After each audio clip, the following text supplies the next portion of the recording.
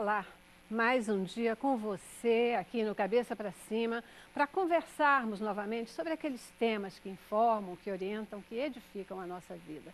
Sempre uma alegria especial estar com você, uma alegria que se renova a cada dia, a cada programa que a gente faz aqui, tendo a certeza de levar até você informações que lhe edificam, que lhe trazem alegria, que abençoam a sua vida.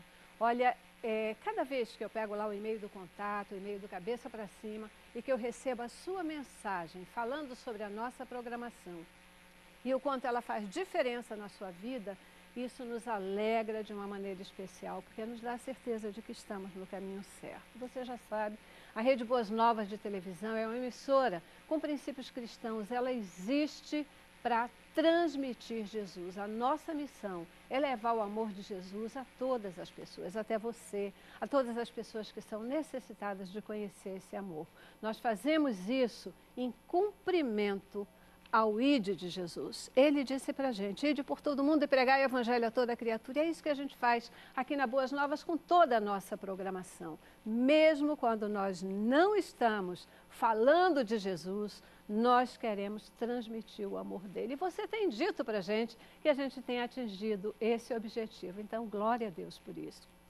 Glória a Deus também por você que já entendeu o tamanho desse desafio, porque não é fácil. Muitas vezes a gente trabalhar uma emissora, como nós trabalhamos aqui na Boas Novas, isso não atrai muito a propaganda comercial, etc., porque as pessoas acham que elas se comprometem ao colocar muitas vezes a imagem da sua empresa aliada a uma imagem que fala de Jesus. Pode pensar que isso é estranho, mas é verdade. E por isso nós temos aí muita dificuldade, às vezes, em conseguir parceiros comerciais.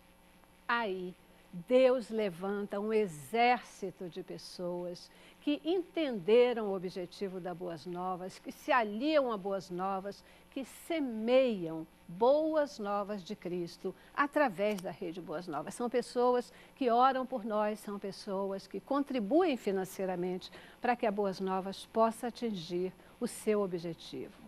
Muitíssimo obrigada, querido semeador. Você sabe que nós não podemos retribuir. A nossa retribuição é continuar falando do amor de Deus. Retribuição individual e pessoal para você. Só o Senhor pode fazer e é essa a nossa oração. A cada dia nós oramos por você, oramos pelos desejos do seu coração, para que o Senhor te abençoe e te guarde, para que a boa mão dele continue sobre você e sobre toda a sua família e que ele possa te recompensar de forma abundante. E todos os dias também, nós aqui renovamos o nosso apelo a você, que ainda não é um semeador. Você que tem sido abençoado pela nossa programação, nós deixamos o nosso desafio. Não fica com a bênção só para você, não. Venha abençoar outras pessoas. Você abençoa Boas Novas e a Boas Novas sai por aí, literalmente distribuindo bênção. Basta você ligar para 212-6300 ou entrar no nosso site www.boasnovas.tv e nesse gesto você se tornará um semeador. Que Deus possa tocar o teu coração, que Deus possa te dar a visão, que Deus possa fazer com que você tenha o desejo de ser um semeador de boas novas e que Ele te abençoe e te guarde da mesma forma. 212-6300 ou www.boasnovas.tv. O tema de hoje, do Cabeça para Cima, é um tema, na minha opinião, extremamente abençoador. É daqueles temas que a gente tem preferência em falar e compartilhar com você. Muitas vezes na nossa vida, nós esperamos e pedimos desesperadamente a Deus que Ele resolva os nossos problemas. Uma cura, um livramento, uma bênção especial, né? Um provimento, diversas situações do nosso dia a dia que nós entregamos a Deus e pedimos que Ele resolva. O que acontece é que nem sempre a resposta de Deus vem como nós queremos, como nós esperamos. E aí, o que acontece? Como a gente deve reagir numa hora dessa? O que você faz numa hora dessa? Cabeça para Cima de hoje, ele quer refletir com você sobre essa questão. E nós vamos aqui conversar sobre o que fazer, como reagir quando o milagre não acontece. Vamos para o nosso informativo e tem um time muito especial, como sempre, para conversar com você. Na nossa cultura, a palavra milagre está ligada a uma concepção de Deus que criou uma ordem natural que só pode ser suspensa por intervenção dele. Milagre é um evento sobrenatural, inexplicável, que causa estranheza e admiração. Só é entendido como tal pela fé. Um grande conflito ocorre quando um milagre não acontece. As pessoas ficam desacreditadas e muitas vezes abandonam a fé. Resta a estas pessoas entenderem a vontade de Deus e continuar crendo mesmo quando o milagre não acontece. É isso aí. No Cabeça para Cima de hoje, a gente quer conversar com você sobre quando o milagre não acontece. Nós sempre esperamos que Deus nos atenda, que Ele faça as coisas de acordo com aquela maneira que nós queremos. Mas às vezes Ele faz diferente. Há quem defenda uma corrente aí, que defende que quando Deus não nos atende é porque nós não pedimos adequadamente. Pode ter faltado fé, pode ter faltado ênfase para a gente dizer para Deus aquilo que a gente quer e como Ele deve agir. Será que é por aí? Vamos conversar sobre esse tema e aqui no estúdio eu recebo a Laudelina Lima, ela que é psicóloga, é também pastora, teóloga, ela é presidente do MEP, que é o Ministério das Esposas de Pastores. E ela também é fundadora do GAP, que é um grupo de apoio a pessoas com perdas. Ela também é escritora, autora dos livros Segredos da Vida de uma Esposa de Pastor e Quando o Milagre Não Acontece. O que fazer? Especialista no assunto, né? Muitíssimo obrigada por estar aqui com a gente hoje. É um prazer estar aqui, Celeste, e poder compartilhar esse tema difícil de falar, porém tão importante que nós sabemos que certamente vai abençoar todos aqueles que estão nos assistindo e poder estar talvez aí vivendo uma situação semelhante. E nós queremos realmente abençoar as famílias, os nossos telespectadores, né? Amém. Também Amém. uma satisfação estar aqui hoje com os pastores, né? Pastor Joel, pastor Fábio, para compartilhar esse tema. Obrigada. Sabe, Laudelina, contar um milagre é muito bom, né? Quando a gente recebe aquele milagre que a gente espera, é tão gostoso a gente ir compartilhar, etc, né? Mas quando ele não chega e a gente fica legal para falar sobre isso, realmente é mais difícil, né? Realmente é mais difícil. Mas vamos lá.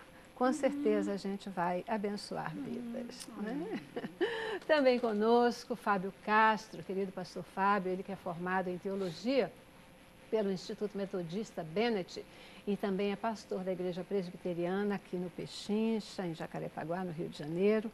Sempre uma alegria ter você aqui, pastor. É sempre uma alegria estar aqui, Celeste. É um prazer imenso, mais uma vez, e o tema, na verdade, inspira, é provocador e eu acho que importantíssimo que a gente possa refletir um pouquinho nesses tempos, né, onde a ênfase da satisfação e da realização dos desejos é tão latente nessa sociedade que a gente vive, tanto a secular quanto a religiosa.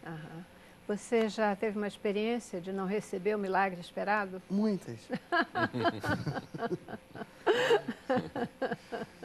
Eu não vou perguntar como é que o senhor reagiu, né?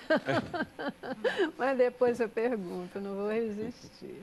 E completa o nosso time de hoje, o querido pastor Joel Vilão da Costa, já estava com saudade dele, ele que é pastor e capelão na Alerj, Assembleia Legislativa aqui do Rio de Janeiro. Isso. Pensei que não ia voltar mais aqui, pastor. Pois é, a culpa é minha, não é da TV, porque eles convidam, nós é que não conseguimos.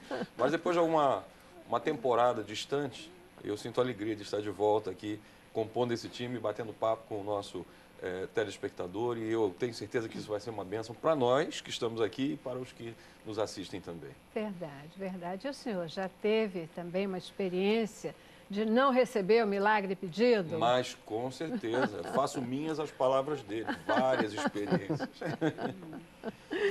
Pois é, né? Quando a gente fala dessa questão, né, de vontade de Deus, a gente quer de um jeito, Deus quer de outro jeito.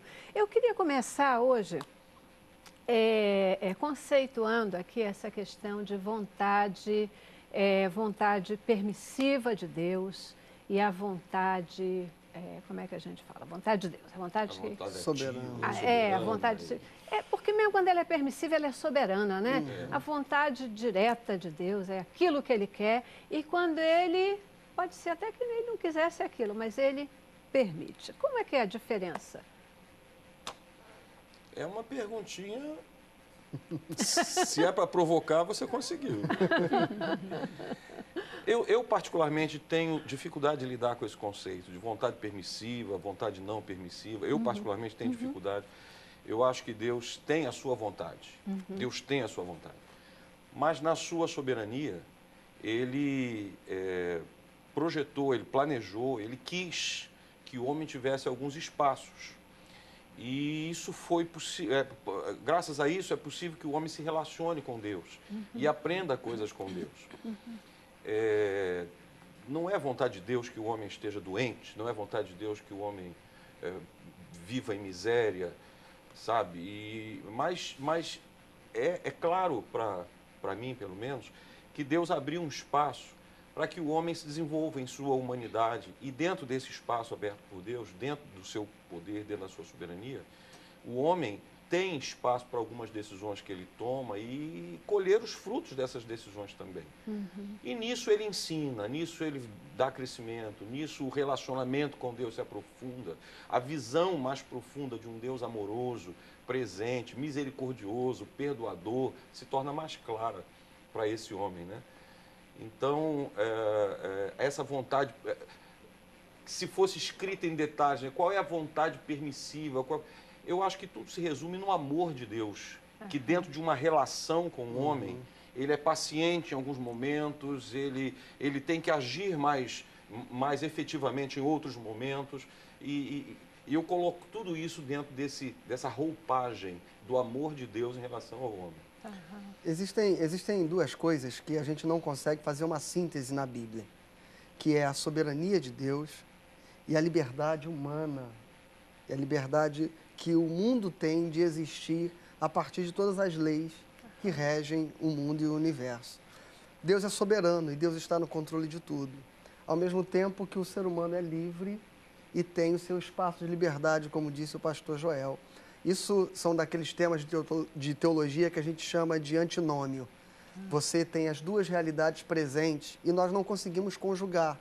Porque a soberania de Deus, ela não se compreende a partir do nosso olhar. É impossível.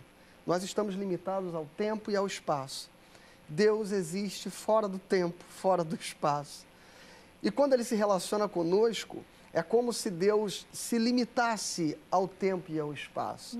Então, é uma relação de amor onde nós vamos entender que Ele é soberano, que Ele está no controle, ao mesmo tempo que nós vamos entender que nós somos responsáveis e o mundo é feito de coisas que são causa e consequência. Isso. E Deus, na liberdade do seu amor, porque o amor verdadeiro é um amor livre e que deixa livre, Ele se relaciona conosco nesta dinâmica, como um pai que gostaria de impedir todos os sofrimentos do seu filho, mas sabe que vai infantilizá-lo, que vai torná-lo dependente e que não vai dar a ele a autonomia de ser gente.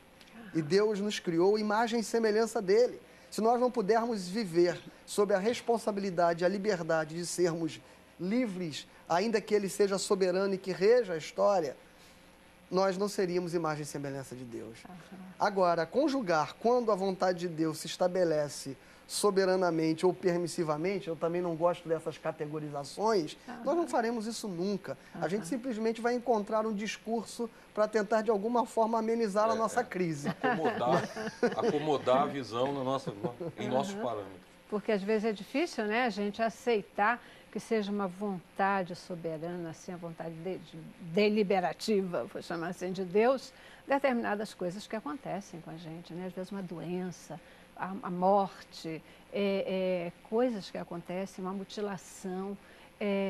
Tanta gente, às vezes, até se afasta de Deus porque não consegue aceitar uma decisão desse tipo, né?